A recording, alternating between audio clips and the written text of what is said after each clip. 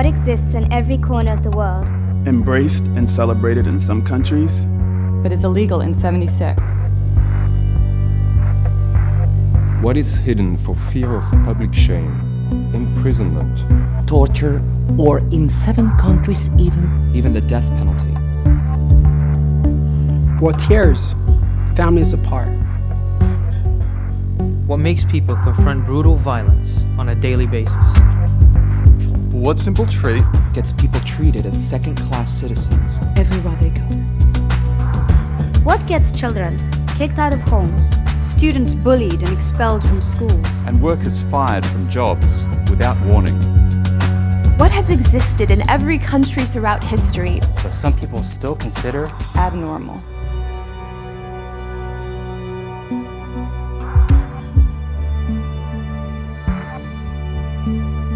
The answer? being gay. Being lesbian. Bisexual. transgender. All over the world, millions of people face violence and discrimination just for being who they are.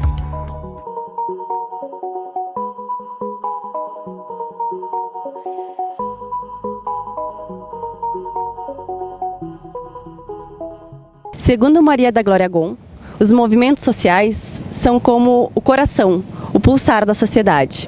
Constroem ações coletivas que agem como resistência à exclusão e lutam pela inclusão social. Possuem identidade, um opositor e articulam em projeto de vida e de sociedade.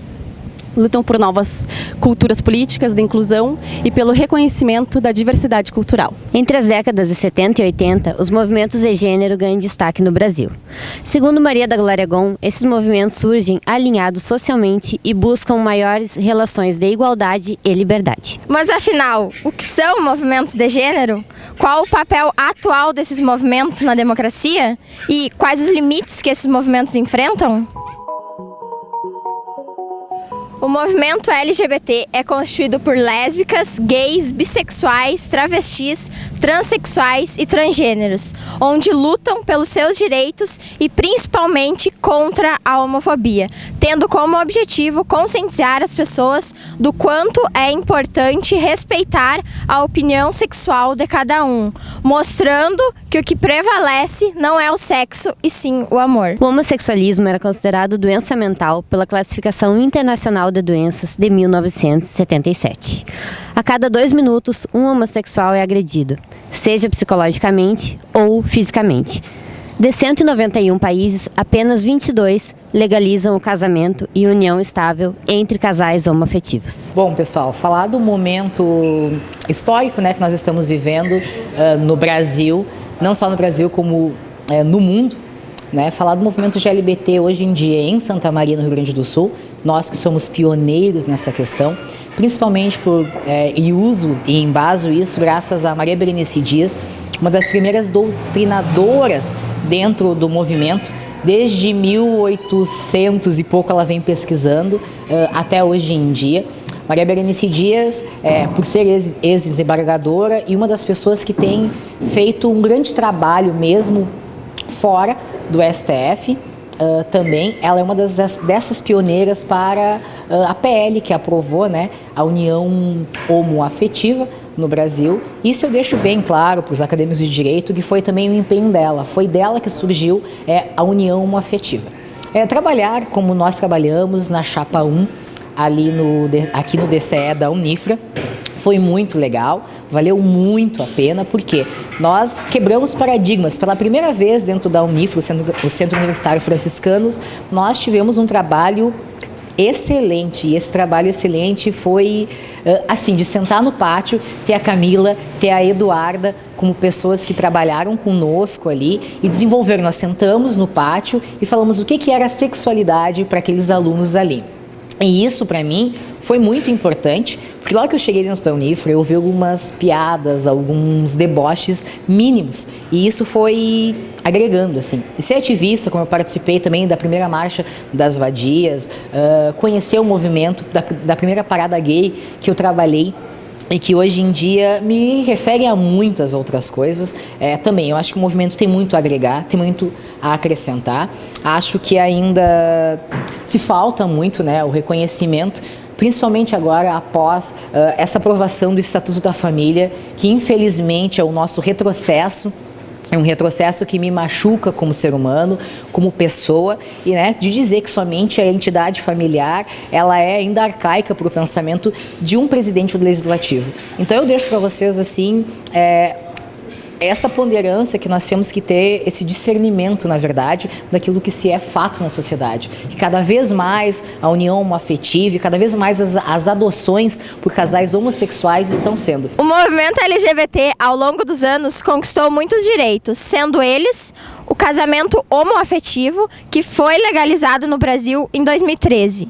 A homossexualidade foi retirada da lista internacional de doenças em 1990 pela Organização Mundial da Saúde. Em março de 2015, foi concedida a adoção de 2 crianças a um casal de homens, onde o Supremo Tribunal Federal considerou que uma união estável homoafetiva é equivalente à entidade familiar. Direito à identidade, ou seja, o indivíduo pode escolher como quer ser chamado, além de frequentar livremente as dependências de acordo com sua opção sexual.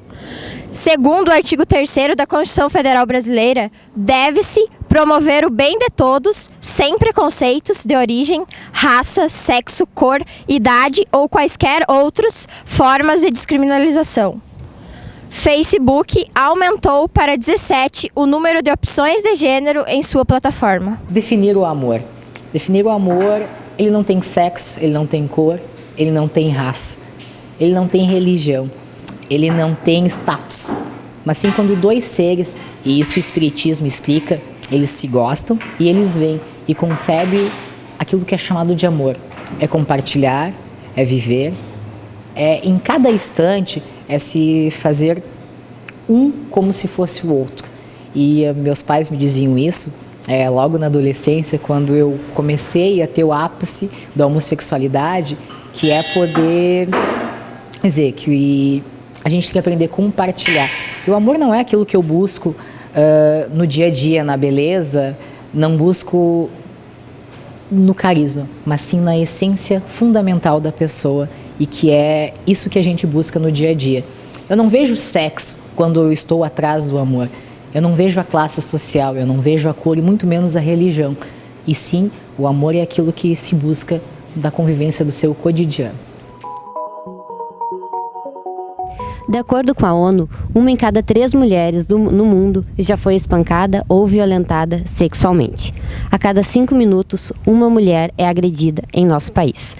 Segundo o PNAD, a equiparação salarial entre homens e mulheres só deve ocorrer daqui a 87 anos. Apenas em 1827 foi concedido o acesso à educação através de uma política imperial às mulheres. A luta do movimento feminista não é restrita somente nas condições de trabalho entre homem e mulher. Trata-se de modificar a concepção de que a mulher é mais frágil que o homem. Durante a história da humanidade, as mulheres foram educadas de maneira distinta dos homens.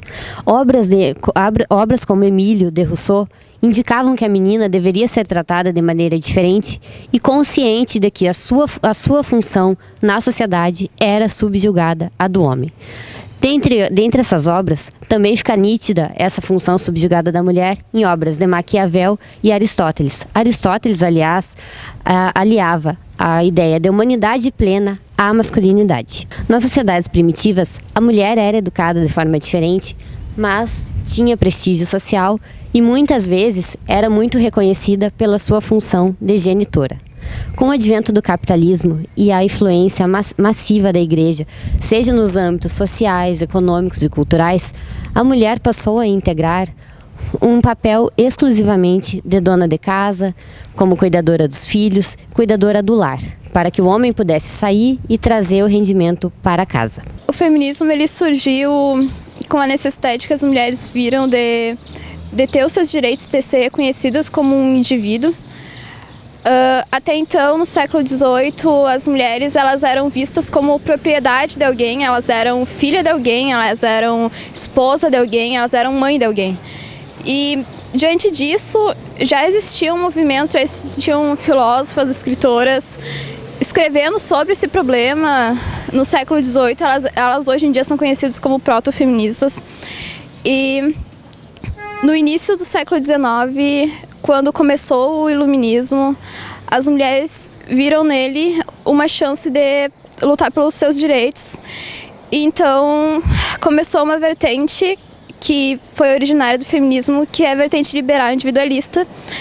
As mulheres começaram a reivindicar os seus direitos junto do iluminismo, porque até então elas não tinham se sentindo acolhidas nessa mudança que eles estavam propondo. Em 1791, Olympe de Gouges, ela lançou um livro chamado Declaração e Direito da Cidadã e da Mulher. Nele, ela enumera os direitos que as mulheres deveriam também ter. Esse livro ele foi escrito em resposta ao mesmo livro, com um título igual, só que sobre os homens.